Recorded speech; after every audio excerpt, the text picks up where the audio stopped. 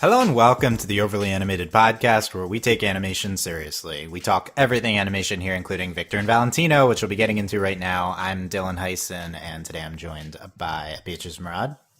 Hello. Alex Bonilla. Hey. And Steve Zeck. Hello.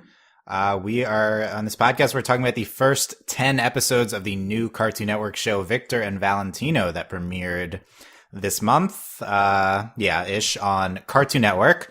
I believe these first 10 episodes are weekly, going a few at a time weekly throughout the month of April. Where some of these 10 have not been aired on TV yet, but they are all on the Cartoon Network app. And the first and second episode were on a little bit before as well, but this is a new series created by Diego Milano. Whose work I was familiar with from New Powerpuff Girls and a fan, so I've been looking forward to the series. Also, the pilot came out a few years ago at the same time as Infinity Train. It was a great pilot, and been looking forward to this show, and we're going to get into initial impressions of Victor and Valentino. We are going to get into full spoilers for the first 10 episodes. That's up to Suerte and before. We have not seen anything after that. That's not available as of this recording. But this isn't too much of a spoiler show. So if you just want to hear our initial takes on the show, like whether you should check it out, I think you're fine. Honestly, there's not really spoilers here. Check out overlyanimated.com for a bunch of other animated shows we cover if you're unfamiliar, and iTunes at overlyanimated.com/iTunes. Our YouTube is youtube.com/overlyanimated. So we have a bunch of episodes here. I might not drill into each episode in this podcast. For the record, we're probably just going to talk about our initial impressions of various aspects of the show. But we'll be referencing stuff that we saw through the first 10 episodes. So to start with, I guess, how are you feeling about Victor and Valentino after the first 10 episodes? Are you liking it? You looking forward to more from the show? General overall thoughts on the show. Let's start with Beatrice. Oh, why me first? So if you had asked me that question up to say episode 5, I would have been like, no, don't watch the show. Drop it. Like, no, don't give it the time of day. Don't. But then after the first, I don't know if it's that the show pummeled me into being okay with it or not. Maybe that's the case. It's not the most revolutionary show. It's not what I had hoped for, because I saw the pilot and I was like, okay, this could be really interesting. And it was disappointing what I saw so far. Up to this point, there's potential there. If it wants to, it could get good. But I mean, I don't have high hopes. Yeah. So okay, we'll drill into that more. Yeah, I think we'll drill into that. The pilot, as far as we can tell, I believe the pilot is not in the same canon as the normal show. No, I don't think so. Yeah, I think when you watch the pilot and you're like, okay, this is setting up kind of a serialized, interesting mythology show, and then you watch these 10 episodes and it's very episodic, not in line with the pilot. Still could be going in that direction at some point, though. Yeah, which was kind of mentioned. Yeah. So we'll get into that a little bit more. Alex, what do you think of Victor and Valentino after 10 episodes? I would say it has not gotten to the level, even after 10 episodes, of me really wanting to continue it. As you already mentioned, Dylan, like, it's a very episodic show. It feels very formulaic. I think that the first it's interesting that Beatrice notes that like the first 5 episodes are not good, and then like the next batch like feels like an upgrade. But like in my opinion, I think the thing is like the first 5 episodes try to incorporate the theme, the setting of the show more head on, whereas like the second half is like doing like more basic general plots that I could watch in any other Cartoon Network show. So like I feel like that makes it lose its any interest I had in it going into the second part of it. And I mean, not to get too specific right now, but like the main characters, I just don't have a hook for them because it feels like the same dynamic you get in so many other shows of small annoying kid who's kind of dumb and a bit of an a-hole, and a larger, kinder guy who also has his own problems, and they fight and then they make up. So, and that's like a dynamic that's been done so many times, and there's no uniqueness to their interactions really. So like I get the idea of wanting to believe there's potential in it, but honestly from what I've seen so far, I think that the show could continue like this forever, and I don't want to be along for that. Okay, we will get into this more, but Steve, give us your thoughts here. Okay, I guess I got to be the positive one here. Yes, please. Okay, I think the show definitely has potential. I think I agree, Beatrice. Each episode sort of improved upon the next. I mean, it has its weak points. I mean, personally, if the show wasn't like, instead of Victor and Valentino, the show was Charlene and Pineapple, would be much better. But that's another story. Yeah, that's a character. Charlene is a character I adore. So she's probably the main reason I come back to this show, because that character just really really hooked me. And I do have some problems with this show. I do feel the character Scoochie was written very inconsistently. Her character, yes, Scoochie. Yeah. I think she might have bipolar or something, because her in Brotherly Love and in okay. We'll drill into specifics. Okay. Completely different character she acted, but okay. But I like her. She probably might be my second favorite character behind Charlene. But. Okay. And I do got my problems with the Abuelo. Got my problems with her. Okay, so you're liking some minor characters, overall positive on the show, Steve. Yeah, it's got potential. I mean, it has a bit of a Gravity Falls vibe to it. Though I do think, probably the Owl House might be better, even though it hasn't aired yet. Okay, but it's not aired. Yeah, but for now, it's all right. Like I said, I'm interested to see where it goes. Like that's it. Yes. Okay. Interested to see where it goes. Nice. Yeah. Yeah. The context is shows in the beginning are typically not very good, especially this type of show. I think you have to consider this. I at times did enjoy Victor and Valentino throughout this run. I agree it's not like the strongest run of episodes, but I think there's a lot of elements here which could make up a very good show. I think these episodes are at the very least solid. If unexciting, yes. And I do think there's some good points made about, I like Alex's take the first half's different than the second half, because you watch the first episode in the show and you're like, okay, there's going to be a different, mythology element in every episode. And that's like the anchor of the episode. You explore a different mythology element and you see how the main characters react to it. And that kind of is how the first half functions. And then the second half does function more as just a slice of life show with the characters. And those episodes are more polished, but I agree it's a little bit less exciting if it's just like, okay, babysitting and you sneak out and, it's like, or like haunted house episode. Clean your room. Oh, yeah. That being said, the Clean Your Room episode is super artistic visual, and creative. Yeah.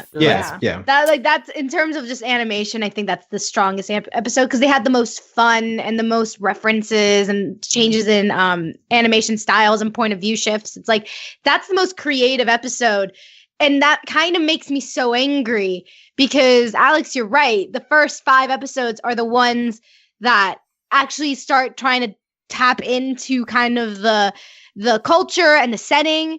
Mm-hmm. And there's so much you could do, and the most visually interesting episode for me was the one where they clean their room, like the one that goes to video game imagery, which is like it's the one-off situation where like, oh, because this is different from the rest of the show, it looks great and all, but that just makes you think like there's so much here. Why is it that like not 8 episodes in, I'm already like more intrigued when they go away from it? Right.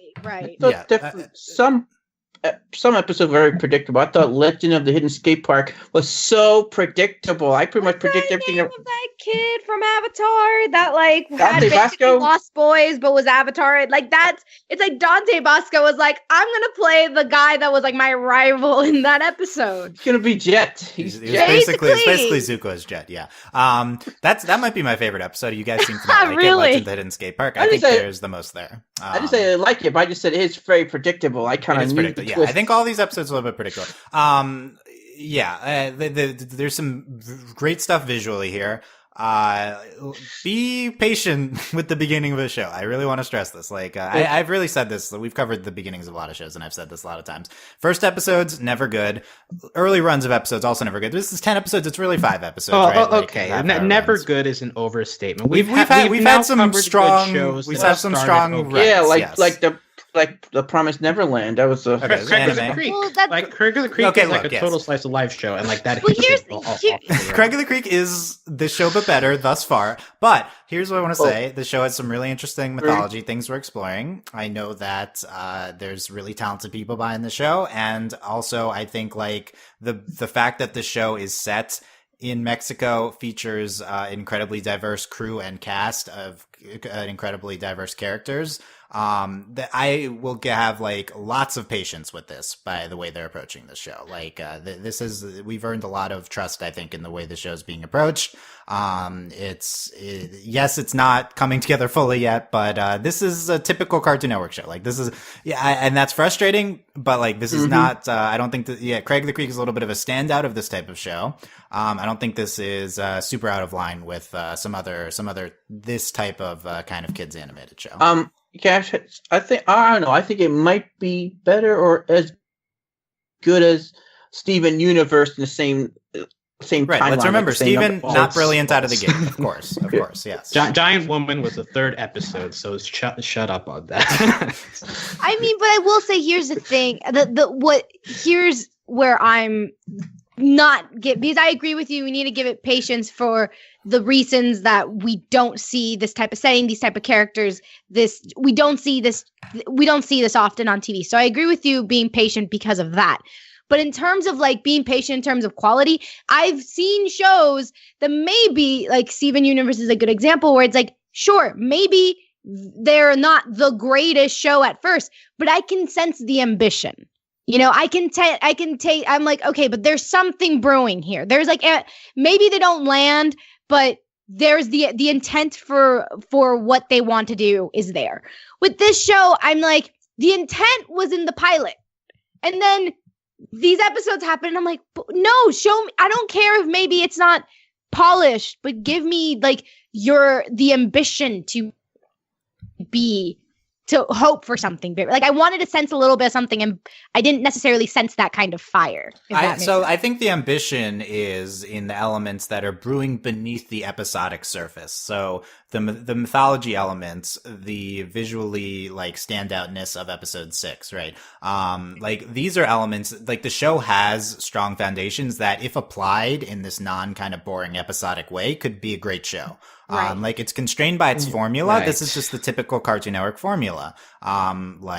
Because you mentioned mythology several times, but my issue is that once we touch on something in an episode, it doesn't feel like it's going to get touched again. Yes. Like we introduce Huehue Coyote, we've got the Alebrijes, and we've got like the introduction of other mythological situations. But like the way the episodes are formed is that it all gets solved at the end. They go away, they disappear, and so using mythology, to me at least in my head, it's like, okay, well, build on the mythology. But at least so far, obviously, you're right that like it's only 10 episodes and that some shows have taken longer to get to like develop their story. But as of now, they're constructed in such a way that when I finish the episode, I think, okay, it's over. Moving on to the next story. There's no effort being made in these groups for any of the episodes to connect with each other. Right. There's zero serialization. This is the main issue, I think, with this show is Yeah. This show is completely episodic right now and is not serialized. That's not inherently bad. Most Cartoon Network shows are not serialized. I think that comparing this to Craig of the Creek, and again, Craig of the Creek is not a fair comparison because it's kind of an excellent show right out of the gate, and that's not a realistic standard to uphold. But Craig is a show that is completely episodic and shined right away in that episodic formula. Like, Craig thrives with what it is. This show does not seem like it's going to be successful with what it is right now as episodic. Right. That to me is one of my main takeaways from the first 10 episodes. The show is struggling with, just ending and not continuing anything, kind of resetting, not bringing any mythology elements into the next thing, not moving anywhere. I think that it doesn't seem, and again, it's only 10 episodes. It's only 5 half hours. So it could totally get there in the rest of the season 1. But it definitely seems to me like this is a show that really needs to pivot to a serialized format. And I think that, and one of the main things I would say is if it were to move to a serialized format, I totally think there's a lot of potential here and that it could be awesome. Now, like, it's not going to, in its first season. It's going to stay like this if we look at other Cartoon Network shows. But, Steven Universe, very episodic early on, turns into a serialized show. There are shows like that which do this. So, I think that this is something that's possible if we want to go in that direction. And I certainly think we should after watching the beginning of this show. Mm-hmm. Right. Yeah. Let's just give it a chance. So I do hope, but I do want them to just keep very consistent with the characters. Don't just change them around just for the sake of the plot. I hate when shows do that, and I did feel it did that at least a couple of times here when they just they have like characters act a certain way just because the plot demanded it. That's interesting. When did you sense that? I agree. Scoochie and her the way she was in The Babysitter. Okay, yeah. I mean, I think Sochi is a character we saw only twice, so I think it's hard. I know. Yeah, I'm like, I don't understand this. Like, she's acting out of character when we just met her and we're getting to know her. I kind of agree she's a little differently presented in both episodes, but they're just trying to find that character. I think eventually we'll settle after her next appearance. I'm fine with either character, her in either of these episodes, if whatever character she is, it's fine. I'm just saying, be consistent. That's all I ask. Okay, yeah. So there's a few ways I think the show is already within the run of this 10 episodes drastically improving. And I want to focus on those to start with. I think one thing is that when the show premiered, the first episode, the second episode were released kind of ahead of the rest. And all I was hearing about Victor and Valentino was, wow, I hate Victor. This character is so unlikable. This character is so mean. I get that. I mean, like, I'm fine with mean characters. I think he was, in service of being funny and stuff, but I think by the end of these 10 episodes, Victor has pivoted and is not particularly unlikable anymore, at least less unlikable than before. I think we realized this was a problem in the very early on, and we've shifted his character to being, a lot kind of nicer to Valentino and, nicer in general, even if he's still kind of dense and, a little selfish. I have a counter. Okay. Beatrice, go ahead. So I don't think it's he's changed as a character. I think the change is that we are focusing on more characters now. So he's not the sole focus. So now we're getting smaller doses of the same character. So now he's more, we can live a little bit better than with him. That's a similar way of saying the same thing. He's still unlikable. His voice is still annoying. And I need like a little time dedicated at the end because I have a rant prepared. Okay. Can I ask, what is different about Victor in Suerte versus Victor in the first episode? So I agree. Suerte feels like a first five episodes, so it's a little. Suerte's little seems out of place. I agree with that. But okay, what's different about him in Lonely Haunts Club versus the first episode?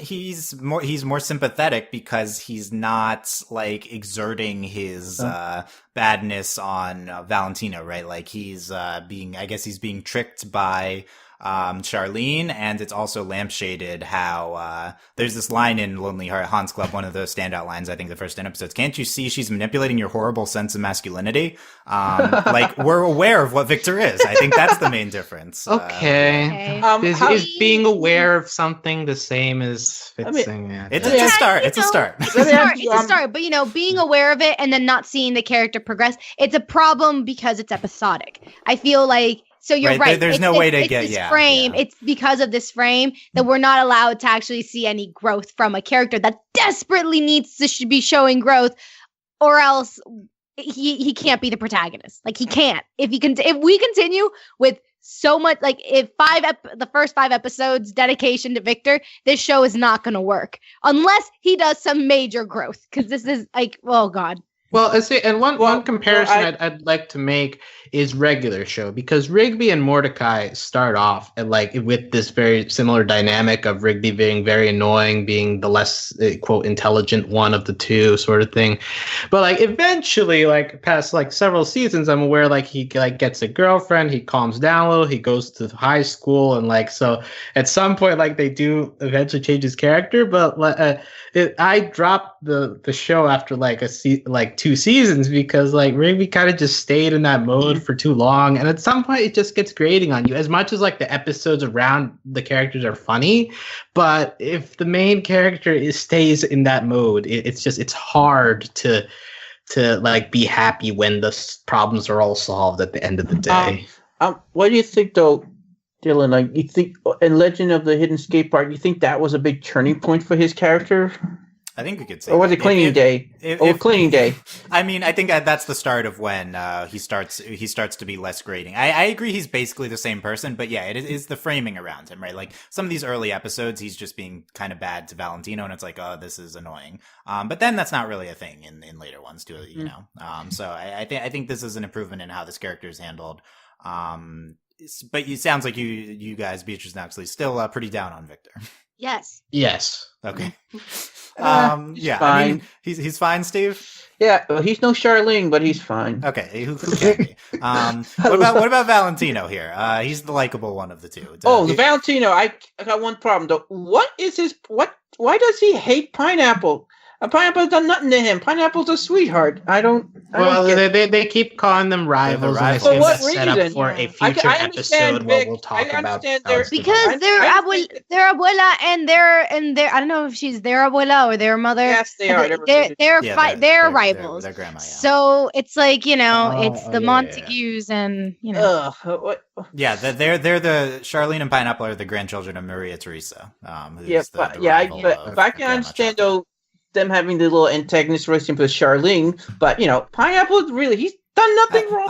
Until Lonely Haunts Club, I didn't know who Pineapple was, so I don't know why we're talking about him so much. In that episode, Yeah. all he's trying to do is help his sister I don't out. really know why we're talking about Charlene so much because she's not that important. Oh, well, But I know. character. Look, I'm with Steve on this. I think Charlene's one of the standout characters. She's like can we a talk Mexico- about Sochi instead? She's clearly the standout character. I love Okay, we'll get there. Okay, Beatrice, I want to hear your opinions on Valentino first. You don't like Victor. Do you like Valentino? If this show were called Valentino, I'd be happy. You know, like I'd be so happy because, you know, he's a sweetheart. He's emotionally intelligent. He has his flaws. He's not perfect, but I feel like he's like a solid lead. Whereas, you know, like I feel like, I don't know, they just took maybe there's like a curse and Valentino's just sucking all the good out of Victor. You know, maybe that's it. Well, Like- my take is that Valentino is serving as the butt of many jokes from Victor. He's kind of serving as the punching bag in most of these episodes. Yeah. In Skate Park, he's the one who like shows up with a pogo stick and then is forced to like lift ramps. In the one with the shell, like he's only convinced because it's like, oh, you'll be able to eat twice as much food. Okay, I'm in. Suerte, like he's the one having to deal with Victor's mistakes of cheating. So, like Valentino, he looks likable because he's next to Victor, but like on his own, I'm not sure if there's much there.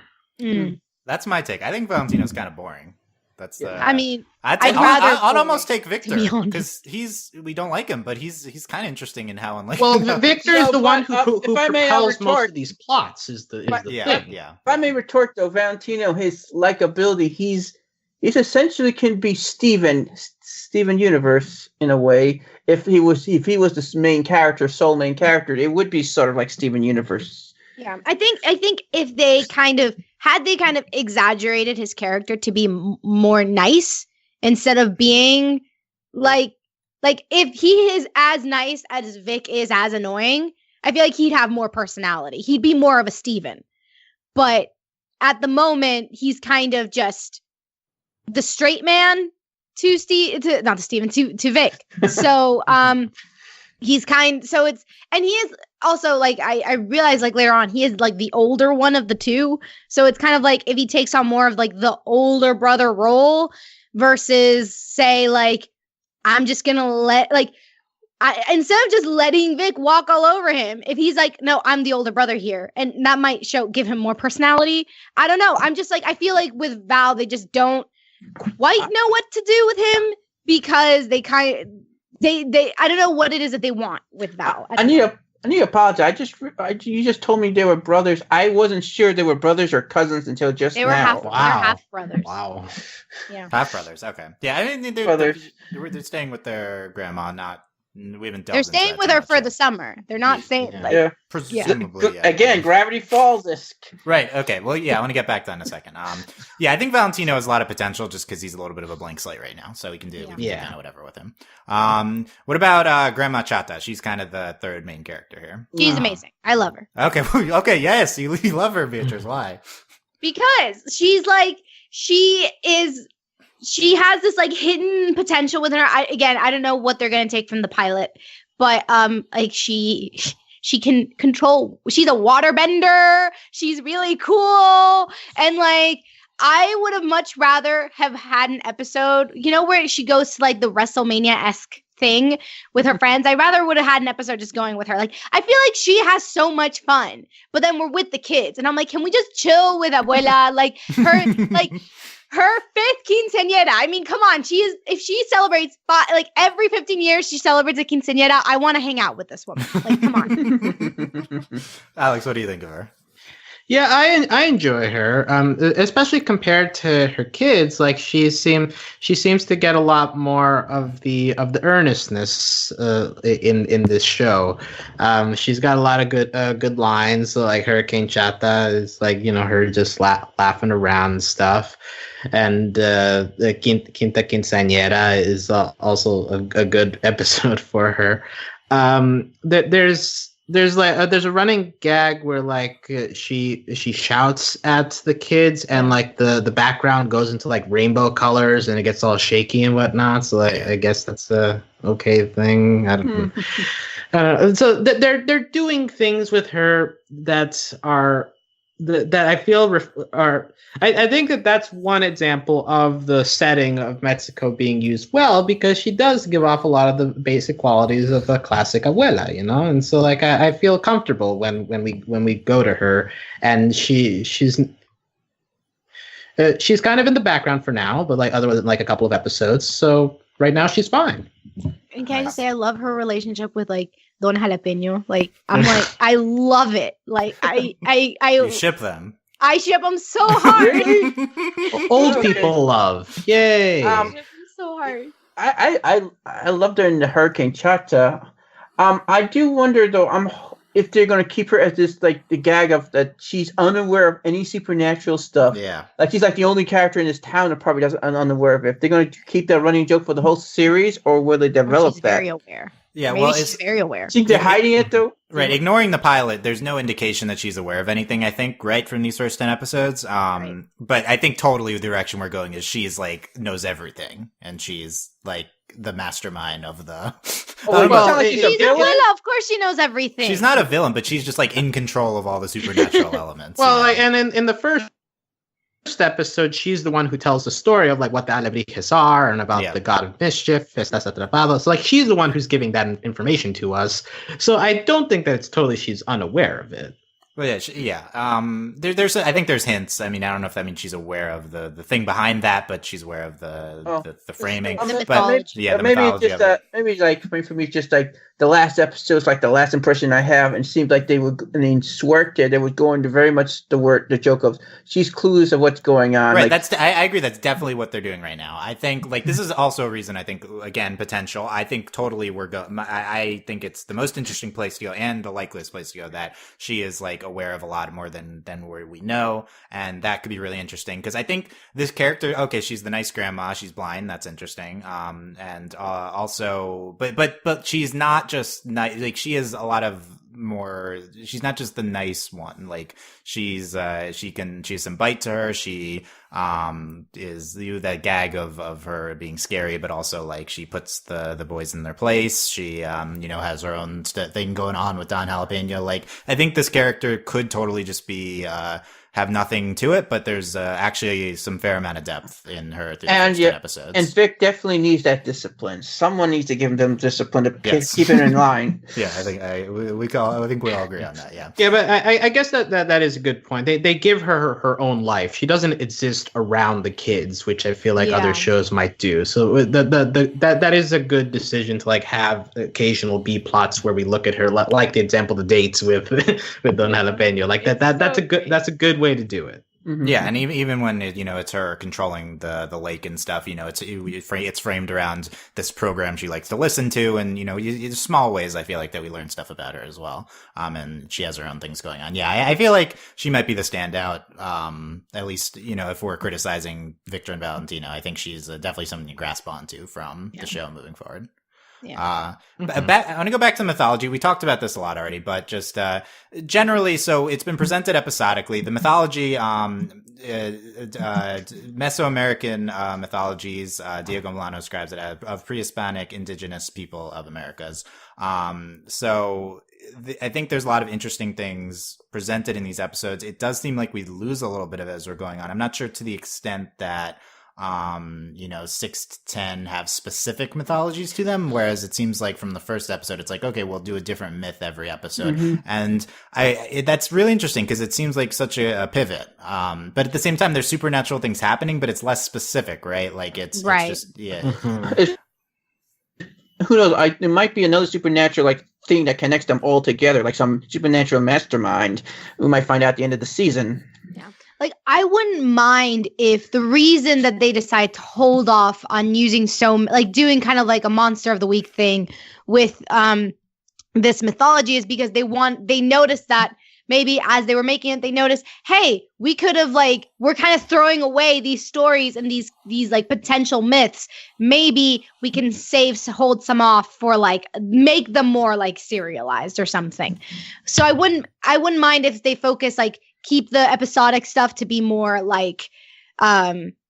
keep the episodic stuff to be more maybe things that are maybe not necessarily so entrenched into that mythos, and then have the big episodes to be these very iconic mythologies or something. I wouldn't mind that, but the thing is, in order for me to know that, I don't know if that's the direction they're going. It's too early to know what direction it is that they're taking. It is hard to know. That's a good point. That maybe they're slight supernatural elements to it, but slice of life as we establish the characters in the setting, and then when the show pivots, if it does, then you bring back. That being said, next episode is apparently a half-hour episode, which I think is really interesting. How is the show going to anchor a half-hour episode? The Dark Room, which is apparently going to feature Chupacabra. Yeah, there you go. I saw it. I'm like, that I feel like the Chupacabra is known enough that it deserves its own 30-minute episode. Could that be a game-changing episode? I mean, I don't know. Maybe, but that's very exciting. And then a later one we know about has Lechuza, so another specific creature. It seems like. So I don't know if this is a clear pivot shift. It's kind of unclear at the moment, but it is interesting in these run of episodes how we do kind of shift here. I kind of wonder. Okay, Alice, you go. Well, right now the only specific god that we've come across is Huehue Coyote. Did we come across any others in the first 10 episodes? Yeah, I guess it seems like there's a distinction between, they get the plants, but I guess that's kind of a general thing, right? And you got the soccer ghost. There's supernatural stuff, but even in the first 5 episodes, I think it's only the first episode that hinges on something specific. Okay. Well, I'm just thinking perhaps the Dante Basco character is going to become a major antagonist down the line and be okay, buddy. Okay. Well, it's Dante Basco. That's possible. But there could be some threads. I feel like from these episodes. I feel like that's possible. Yeah. We do have the Dia de Amantes, but it's not a specific myth we're tapping into. I mean, I like that. It's we got. I mean, any chance to see Frida Kahlo even if she's not even referenced, but she's just there. Yeah. I'm happy. You know, I have no reason to complain about that.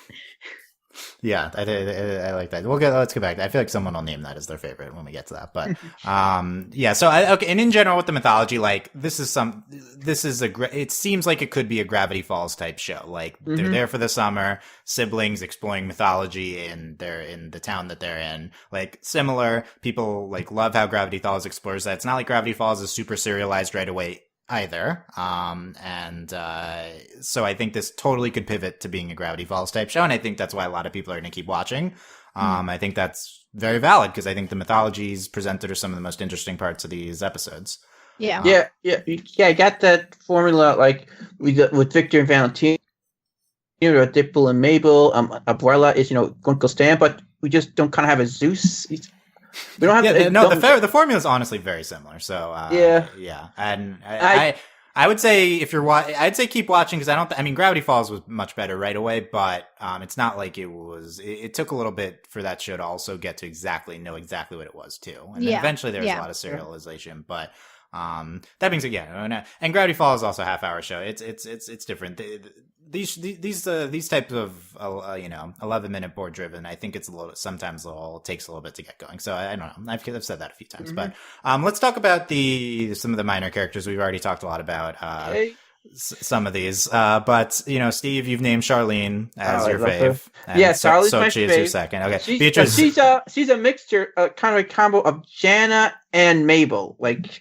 A perfect fusion of them. She's both adorable and terrifying at the same time. Yeah, I think that's pretty good, that comparison, that fusion here.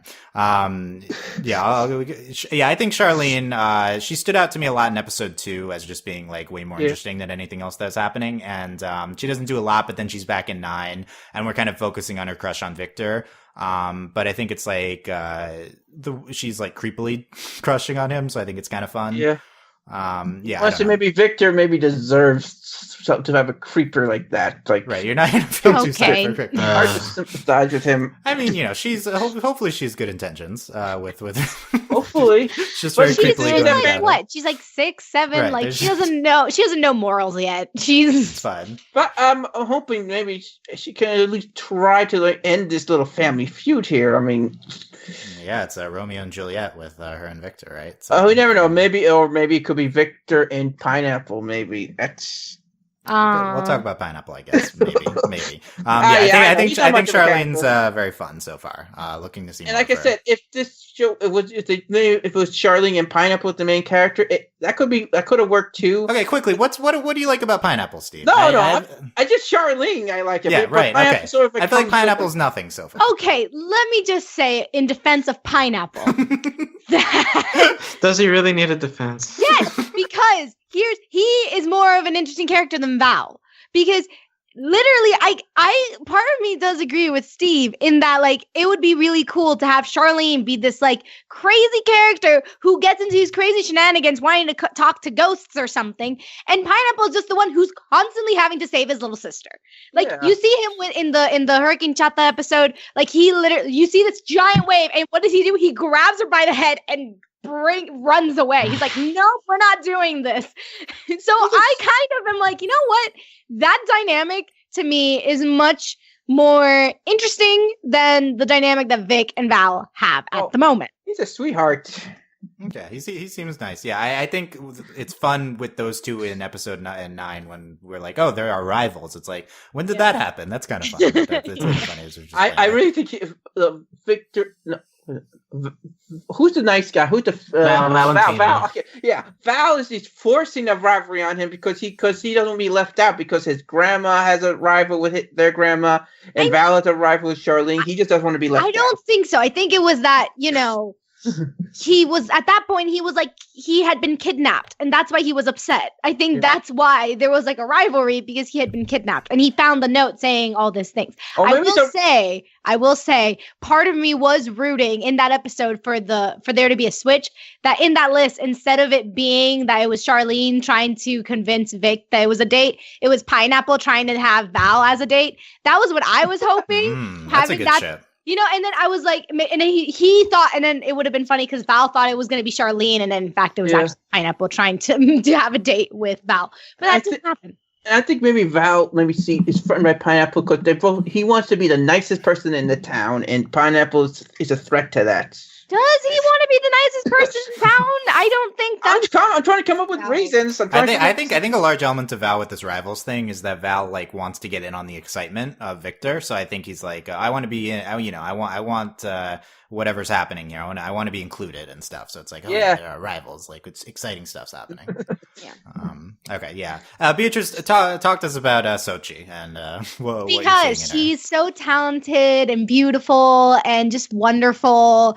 And did you see how she can dance? She can dance, and just make her learn salsa so that she wants to impress a lady. And right. I'll be Okay. happy. This is the I feel like the big theory. She says at the end of the babysitter, she's sneaking out to have salsa. She's trying to impress someone. Somebody make that somebody be a lady, please. Right. Thank Like, you. if she's trying to impress a guy, she'd say, "I'm trying to impress a guy." Like the neutralness, I feel like, to that statement is like Sochi's gay. Like this is. I mean, that would be amazing, and not only that, but like also, I mean, they could. That's an excellent idea, and they could at the very least slowly build that up. At the very least, make you at least debatable. Maybe at first, maybe it's this person is like a big sister he wants to impress, and then builds up to romance. No, go straight for the romance. You don't need to build it up. You have no patience, Tristan. No, there's no need for it. Why does she have to try? She already the romance is already established because she blushed saying she wants to impress someone. There's no need to be like, oh no, I want to impress a big sister. No, she's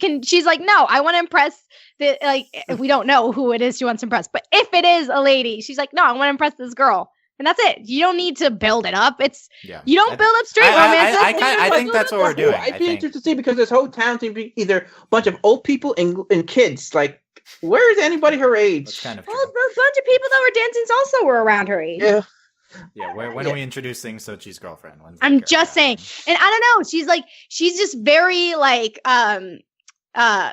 acrobatic and just very capable. And I was just like, Sochi, like, I'll be the girl. Like, come on. Dance with me. Teach me salsa. And she's clearly the Wendy of this show, but we're going to be... Where's the Tambry? Where's the Robbie? Where's all these... her gang, pretty much. I think she's the Wendy. A good thing... This is a lot of Gravity Falls comparisons. I think a good thing the show doesn't do is have, Vic crushing on Sochi. Like, that's what... okay. You mean Val? It seemed at the end of Baby Val, because he might have dances with her at the end. Is it? I don't even remember. And like... I think the show is trying to make that look cute, even though I was like, ugh. Yeah, that moment where she's like, grab my waist, like you can't, you're gonna fall, and then Valentino also blushes when he has to grab Sochi's waist. Yeah. Okay, let's not. Okay, I blocked that out. Probably the first time he grabbed a girl's waist, it's just a weird thing for him. It could just be, maybe it's just that. Maybe there's nothing more to it. Let's hope so. I hope so. Like, I don't. Alex, do you like Sochi so far? I'm fine with Sochi. Like she has a life. And then that other episode where she's a cashier at the flower shop and she's just like, yeah, kids do whatever, you know. She's fine for what little we've seen of her so far. She's fine too. Like she's like maybe my number 2 favorite character. But it just does seem that her character was completely different to her 2 episodes. It's not different. She's just a cool girl in a cashier. Okay, Steve, we'll get a babysitter. There's no difference. We'll get a third Sochi episode. Very apathetic. She said like, I like you boys because you make my dad's life miserable, and then because you would think they have a good rapport, you would think that if she babysits them, just because makes her dad feel that you're extrapolating way too many things from a 2-minute appearance. And not just that, but like, there's a reason why she was like very firm about them going to bed early, because she had a motive. She wanted to go to the class, and she doesn't want anyone to know because she's trying to impress a lady. So I'm just saying, people are multifaceted, and just because she was having a good day when they weren't her responsibility doesn't mean she's not allowed to have a bad day when she is responsible for that. Yeah, it's multifaceted Sochi we've seen. Sure. Yeah. Okay. I got the same ranking of Steve so far. Charlene, then Sochi as faves. Yeah. My number 3 fave is Guillermo. Ooh. I think Guillermo. Is he the goth? Is he the goth one? He's kid. Yeah, I think he's very funny in episode 2. You mean is he the one with the long hair? No, he's not the skateboarder. Okay. The white hair, like He's I fun. remember. I like him. He barely says anything. It's great. It's He's great. He always speaks in the third person. Got the whole ice Yeah. bear thing going on. Yeah, he is the ice bear. Yeah, I'm loving Guillermo. Where's the Guillermo episode? Yeah, where is the Guillermo episode? It's Tom Kenny. In It's great. Fuerte, he becomes a mermaid and he says, Guillermo feels powerful. So, Yeah. Yes. that was the line I wrote down for Guillermo. So that's mine. And with that alone, he's like my number 2 favorite minor character. So He's the best. I'm telling you. Oh, can you tell me do you have the name for the Dante Bosco character? Because all I'm really calling him the Dante Bosco. He's character. just Dante Bosco. Yeah. No. Well, Okay. you He's watch that Jet. episode. What are you and talking about? He's Jet. Yeah, but no, you watch the episode. It's like, oh, that's Dante Bosco. He sounds the same. It kind of overshadows the character. I'm just saying. I agree with that. Yeah. I think all I heard was Dante Bosco. Yeah. It's fine though. We'll get back to that. I do think he could be like the main human antagonist. I could think him maybe like fusing with like a demon or something. It could be like his like Vatu. I did kind of think in that episode they actually were going in like he's a possessed or something. Like he could have been. Well, not now. I'm talking about down the line. Like he's going to want to get. But there was possible because it's the mythology thing's always happening. Other minor characters, Maria Teresa. We talk. She's the rival grandma. I think she's pretty funny too. A little what we've seen of her so far. His name's Javier. Starts with a J. Jet Javier. There you go. Wow, it's the same. Thanks, Okay. Beatrice. Okay. And then we also have Don Jalapeno. We've talked a little bit about him. He's great. I love him. I feel like we've seen a little too much of him so far. I don't know. That's fair. But also, like, they're adorable. Him wanting to impress Abuela is the sweetest thing. Yeah. I didn't need to see 5 minutes of him needing to get home to go to the bathroom after this. Well, we had a Craig episode that had the same thing too. That's So true. This is that was the most relatable thing in that episode. Yeah, I was like feeling him. I was like, oh man, okay. I feel for you, Don Jalapeno. And especially considering that he eats something very spicy that he didn't think was going to affect him that much, and then it happened, because that's how I'm doing this podcast right now, because I just ate spicy chicken, and now I'm hearing my belly gurgle in the middle of this podcast. So you know what? I salute Don Jalapeno. And one thing I hope we don't let them become a thing, which is Vic and maybe Vic and Val try to impress the long-haired guy. It'd be like Lars and the cool kids type of thing. Yeah, we kind of got that already, though. I just don't want that to become like a whole thing. I agree. That's a little bit tiring. Yeah, what we've seen of that. I wasn't going to mention skateboarder dude. He's whatever. Okay. Since we're talking about episodes so much, let's quickly do favorite episode of the bunch. I don't even know what we've got. Who's everyone's favorite is from this discussion. Beatrice, what is the cleaning one the one that stands out to you? Which one? I don't know, because I mean, I was very impressed with the first person shooter thing that they did in the cleaning day one. So I really enjoyed that shift in point of view. But I don't know if it's my favorite. I really love Sochi, so maybe the babysitter, because that's like a focus on her. But then I love Quinta Quinceañera. I love Chata's Quinta Quinceañera because I love Chata. So it's like if I could just, break little bits of different episodes into one episode, I'm like, that would be my favorite episode. At the moment, there's just several ones that I'm like, they stand out for me, but I don't know if they're enough to be like, this is my favorite one. Yeah, I think that's fair. Alex, any ones that stand out? Cleaning Day, Legend of the Hidden Skate Park, The Babysitter, and Suerte would be like the 4 episodes I'd recommend to you of like, if you like these, then maybe you'll have a shot with them. Because like those are the 4 that stand out to me. It's like, okay, I can see a good show coming out of this. So Suerte we haven't really talked about. Yeah, what do you like about Suerte? Yeah, well, first of all, I just have a special connection to that in particular, since like I've played that game a lot with my mom and brother, especially when we were in Guatemala on like a rainy day, like very similar situation. Like that was a common thing that we did, and I've never seen it in like a show before, so like this is kind of nice to like actually see that exist. But also like I think that this is the closest the show gets to like Victor is bad in all of these episodes, but I think this is the closest to like showing him as bad in the show. It's like, hey, you're a cheater. You deserve to be trapped in this card thing. I think that the representation of the characters coming out of the game into life was interesting. El Colorado, the devil character, was fun. Voiced by Kevin Michael Richardson. He always does good voice work. So like I think that there are good elements in that. Also, that's where the Guillermo line comes from. Guillermo feels powerful. So I think that there's little bits and pieces in that episode that like kind of. I think this is the closest to doing the balance of using your setting interestingly while still like having like a fun vibe that like anybody could really access. Nice. I'm convinced. I agree. The Sweater feels like one of the most complete episodes. Like consistent. Yeah. That's really nice about all. I want to rewatch that one because some interesting elements there. Steve, any others we haven't mentioned? Sure. Well, okay. Sweater probably my new favorite now. You guys convinced me, but I love Dead Ringer for sure. Lonely Hearts Club. I think Legend of the Hidden Charlene episodes. Yes. Wow. I do think Legend of the Hidden Skate Park has potential if that dude Miguel, whatever his name is, nope. Javier. If he becomes like the main villain or something. Okay, yeah. But shout out to Itzel, by the way. Itzel is a very nice character. Yeah. We haven't mentioned her. I do she's great. Yeah, that was the girl in that episode. Yeah. She was okay.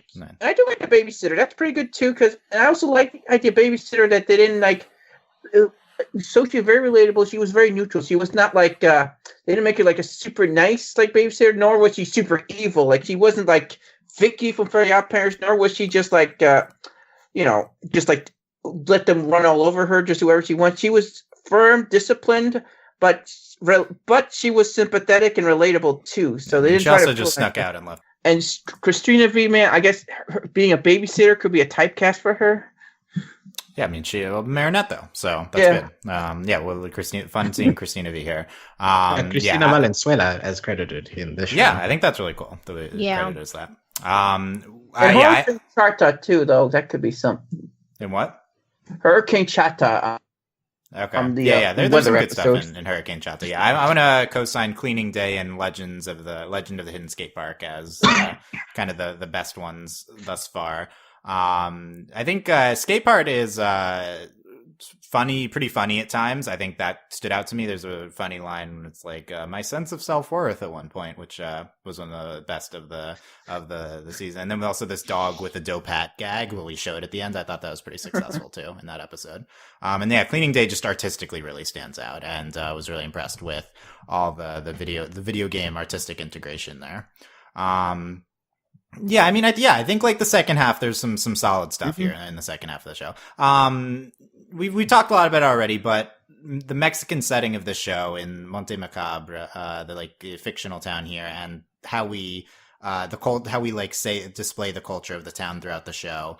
I think first of all, just like the fact that this show does not take place in the U.S. is crazy. Like for a Cartoon Network aired show, is very notable and I think bold, and it's pretty cool seeing that. But beyond that, just I don't know, anything we haven't talked about in terms of how they're integrating the setting and culture of the characters in the show.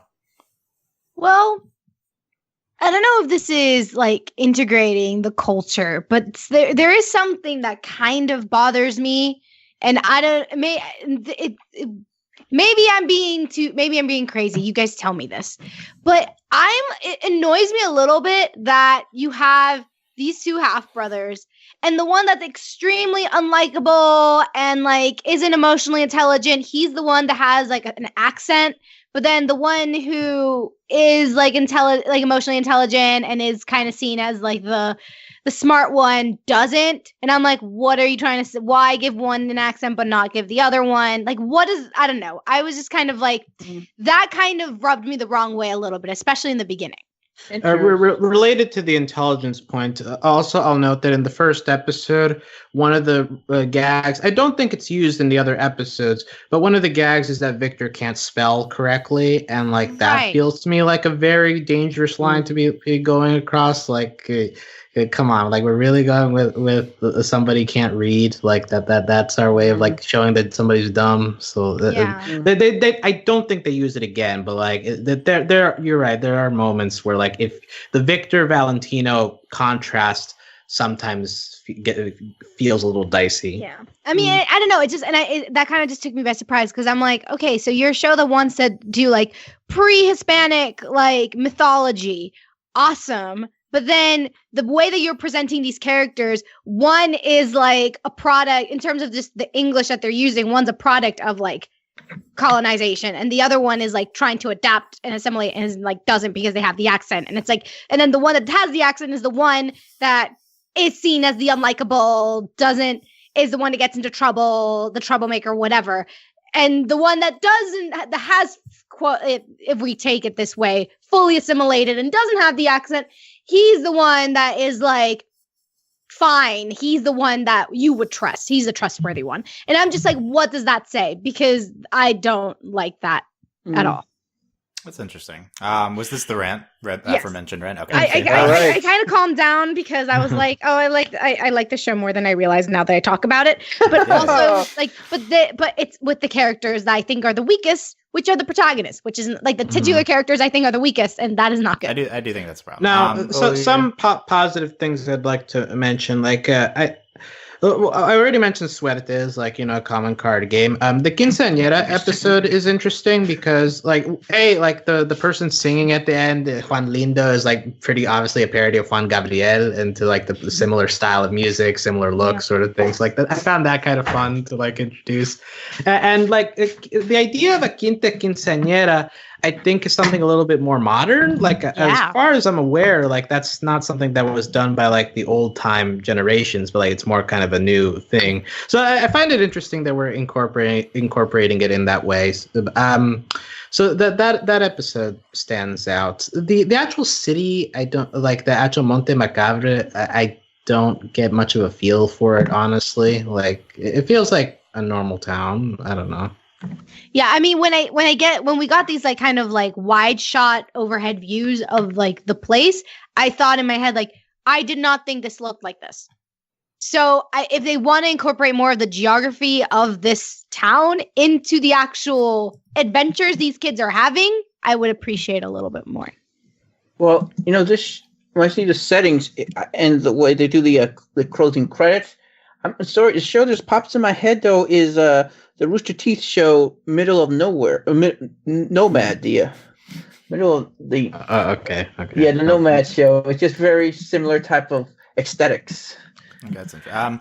I think the city. Yeah, I feel like I don't have a good sense of the town yet. I kind of agree with that. We were like driving through the town in the Babysitter, and I was like, oh, I didn't know all this was here. This is kind of interesting. But also that was in the dark, so like it was a bit hard to fully get it. Also, Legend of the Hidden Skate Park. The ramps are built on top of pyramid ruins. There's like a moment where they're doing the skate ball, which is the ball through the hoop. El Dorado, the Road to El Dorado. That movie used that as well, so that reminded me of that. Mm-hmm. Nice. I guess going to the voices of the characters, just related, I think it's great that majority of these characters voiced by Latino voice actors. Yeah. And to also mention the crew, I know I have a diverse crew as well. One element I want to mention is I think the Vic and Valentino run like a cart. I can't remember what food it is, the food cart that they. I think they just sell tacos, don't they? Yeah. Okay, yeah. I think that was it. I like forgot that as I was watching, but that they had like the stand that they ran. But I think Valentino is like inspecting it at some point. It's like, oh, al pastor, yes, they're good. So yeah, the tacos al pastor, they're good. That's the food's take. I think that's another good way to incorporate culture into it. But I wish there was more of that. I wish there was more of food, like. Although at the same time, like the one time they really did a food joke was with Valentino, and I wasn't happy about that. So maybe it's good that we don't really have food stuff. No, we don't need no fat jokes, please. Yeah. Okay. Yeah. Also, Dia de Amantes in that episode. trying to think of other things, but yeah, I think just pretty at least some elements present of Latino culture throughout the episode, all 10 episodes. She's listening to that comedy show, and I was impressed that comedy show is all Spanish dialogue, like, and they make no effort to translate it for you if you don't understand it. So like that part is interesting. The jokes themselves are kind of dumb. ¿Dónde están mis pantalones? Where are my pants? But you know, like just the idea of like having, you know, a Spanish radio show going on and like no real need to explain it to people, like that's a decision. Yeah, I mean it's fitting for the setting, because why would you need? They wouldn't need. Why are they speaking English? But, exactly. Are they really speaking? Are they speaking English, or is it just like it's a translation? Yeah, TV rules. Yeah. But what I also like is that say for a viewer who doesn't understand what's being said, it adds to Abuela's mystique, I guess, in a way. It's like, oh, like she's Abuela, so it's like if we create this like auditory distance, like it'll add the mystique of like, okay, but she's also very powerful and can control the waves. Like, what's going on? So. Yeah. It reminded me, you could have done a Jane the Virgin thing with Ray, wanted the Abuela talking in Spanish. I think that's interesting. I agree. The radio thing that stood out to me too. That felt really good. Also other thing was creator Diego Milano voices Victor. I think he's just trying to do like a smarmy kid, bad kid kind of accent. I think that's basically what that is. But he also is voicing him in the Spanish version of the show too. I thought that was pretty cool. Well, the same thing happened in the regular show. Like the creator voices one of the main characters. That's pretty common. Yeah. Well, I'd like to read a line from an interview he did with Remezcla, where he says, "I'm literally that little travieso you see in the episodes. I mean, I grew out of it and sort of became a Valentino later, thinking I was more grown up than I was. But Vic was me as a kid." But it's one of those things I love about the show. Every time Victor's a travieso, he gets his comeuppance. He learns his lessons at the end of the day. It's a good lesson for kids. So, I mean, I understand. I point this out because I understand that, like, you see yourself as the kid and, like, you have a special connection and you made me feel more comfortable with that. But then you go and it's like, well, he learns his lessons at the end of the day. But so far, I haven't gotten that. I think that's a big element that's missing. I think he learned his lesson in Suerte. That might be the one. Look. We won't know until the next episode because we'll see if he's grown after that. But I will say the only thing I get from that quote, the only takeaway from me from that quote is I feel so bad for his mom because he must have been so annoying as a child if he was anything like Vic. So there's a lot of boys, but like boys are terrible. That is a lot. If he is anything remotely similar to Vic, I'm just so sorry. That's interesting that the show's coming from that perspective with his personal experiences with these characters. Definitely, and he's saying, he grew out of it. Maybe this is what the arc we're doing with this character eventually. So I don't know. We'll see. And you can say it's exaggerated to make a point, I must have been terrible as a kid for comedic effect. I mean, is that worth it though? Is Vic worth the comedic effect? Wouldn't it just be better to use different type of humor? Just throwing it out there. They're going to pivot somehow with it. Maybe. Por favor, please don't. just don't do that. They're very far ahead at this point. But yeah, it's never too late. Look, you can make his mouth move, and then he's the one who's voicing him. So you can just pop into the studio, change some dialogue, and not really change what's happening, but just change what's said. I guess so. The takeaway is we don't like Vic. I think by the end of the 10, he's not that big of a deal. I don't know. Maybe we'll see. It's going to depend what we see moving forward. I feel like he's much less of at least not this big negative force on the show. Mm-hmm. Sochi's such a great positive that it kind of balances out. They just need to put more Sochi in there. We just need a Sochi. Well, you got two episodes. We need a Charlene Pineapple spinoff. Okay, we covered that. Okay, we have a lot of ideas that involve not Vic. Gotcha. I'm just going to give the quick take since I didn't comment on that Charlene conversation, but Charlene is overrated already. Okay. I relative To me and Steve. Okay, that's the. I don't know what the discourse on the show is yet, but sure. She's literally just a paper star from Carmen Sandiego. She's creepy girl who likes schizophrenia. That's all she is. Alex, you are anti everything I like. You're always well, you like the same kinds of characters in every single show. They're all the same. There's nothing special about them. Okay. You said the Earth is flat. Okay. Like the antagonist. Charlene has only been in 2 episodes, really. So also true. I'm just saying, based on what we have so far. Okay, that's all I can make my judgments on. Okay, well, we'll see. Moving forward, I am excited to see the half-hour Chupacabra episode. I think that could be pretty fun. But yeah, let us know what you thought of Victor and Valentino. Whose takes are you agreeing with here? Of these widely varied takes we've seen in this podcast. Comment at overlyanimated.com or on our YouTube at youtube.com/overlyanimated. Any wrapping up thoughts here, Beatriz? I'm gonna keep going with the show. I'm gonna take your advice. I'm gonna keep giving it a chance. I'm gonna keep watching. But I'll say this: support it because we don't get Latinx representation often. But if you can't, because you really just can't, I understand. Okay. I'll take the bullet for you. Don't worry. Okay. Alex, any closing thoughts? Yeah, I mean, I understand its importance in the grand scale of animation and of media, and I'll probably end up watching more episodes just because it's out there and it's a Cartoon Network show, and like that's a thing I'm connected to. But yeah, I struggle to have any emotional connection.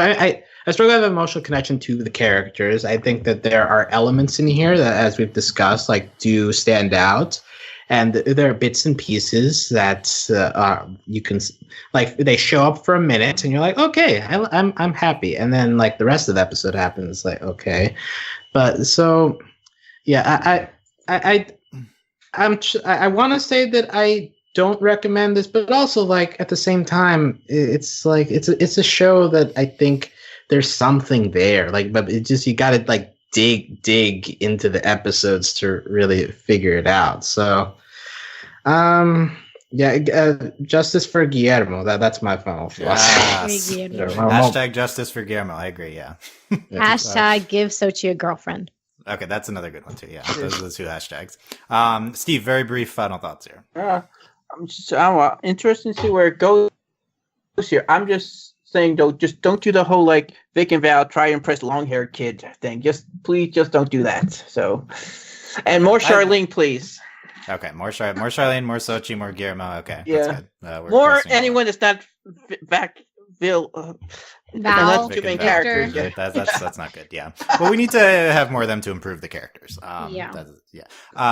I'm gonna keep watching the show. I don't know if we'll have podcast coverage. We'll see. We might run out of people that do this if people know drop the show. Don't drop the show. No, just kidding. Well, not yet. Don't worry, you still got me no matter what. I'm Steve Solo podcast. I'm still watching Sword Art Online because once I start a show, I don't think drop.